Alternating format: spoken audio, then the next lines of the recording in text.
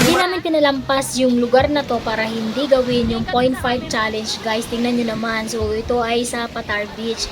Talagang Boracay of the North yung itsura niya. Kung makapunta lang talaga kayo dito. Ang ganda nung buhangin kasi ng puti-puti. At saka yung gilid ng dagat ay mababaw lang din. Low tide siya. So, pwedeng maligo doon. So, nung pumunta kami dyan, madami ng tao kasi nga holiday yan. So, kaya ang dami ng titinginan ng ginagawa namin yung challenge na yan. Pero okay lang kasi maganda rin naman talaga na gawin yung challenge dyan kahit na maraming tao.